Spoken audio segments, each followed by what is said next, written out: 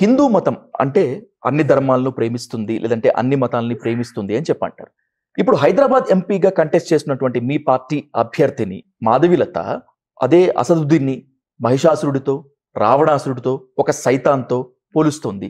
ఇదేనా పరమత సహనము, పరమత ధర్మం అంటే? సో దాంట్లో తప్పే ఉంది. ఎన్నికలు వచ్చినప్పుడు ప్రత్యర్థి పార్టీలకు సంబంధించినటువంటి అభ్యర్థులు చేసినటువంటి తప్పుల్ని ఎత్తి చూపుతూ ఆ సందర్భంలో మీలాంటి మిత్రులు అడిగిన ప్రశ్నకి ఏదో ఒక ఉపమానాన్ని జోడించి చెప్పి ఉంటారు. ఒక దగ్గర చెప్పలేదు ఆమె ఉపమానం, అన్ని చోట్ల చెప్పారు. ప్రతి ఒక్క ఇంటర్వ్యూలో దాదాపు అదే చెప్తున్నారు. 10 మంది 10 ప్రశ్నలు అదే అర్థం వచ్చే రీతిలో అడిగినప్పుడు the answer will be the same. ఒకసారి రాక్షసుడు అన్న తర్వాత రాక్షసుడుగానే ఉంటాడు. ఏ టీవీ ఛానల్ యాంకర్ ఇంటర్వ్యూ చేసినా అతను రాక్షసుడు అవుతాడు తప్ప పొద్దుగాల రాక్షసుడు, మధ్యాహ్నం శ్రీరామచంద్రుడు అని ఎట్లా చెప్పగలుగుతారు మీరు?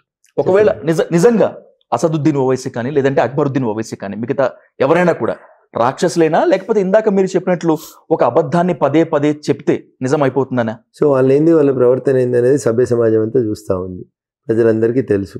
15 నిమిషాలు సమయం ఇస్తే అని మాట్లాడినటువంటి అక్బరుద్దీన్ ఓవైసీ కానీ, హిందూ దేవుళ్ళ గురించి కించపరిచి మాట్లాడిన అక్బరుద్దీన్ ఓవైసీ మాటలు కానీ, మీరు కానీ నేను కానీ దాచిపెడితే దాగేటి కావు. It's already there in the air. ప్రజలందరూ విన్నర్ ఆయన ఏం మాట్లాడినాడు అనేది. సో కాబట్టి ఆయన మాట్లాడిన మాటలు కరెక్ట్ అవునా కదా, ఆయన ఎప్పుడైనా ఆత్మపరిశీలన చేసుకుంటే బాగుంటుంది. హిందువులకి పరమత సహనం ఉంది కాబట్టి ఇంకా ఆయన అంత ప్రశాంతంగా బతకగలుగుతూ ఉన్నారు. అదే వేరే దేశం అయితే రాళ్ళతో కొట్టి చంపుతారు కదా. ఈ డెమోక్రసీ కాబట్టి ఆయన ఎంజాయ్ చేస్తూ ఉన్నాడు.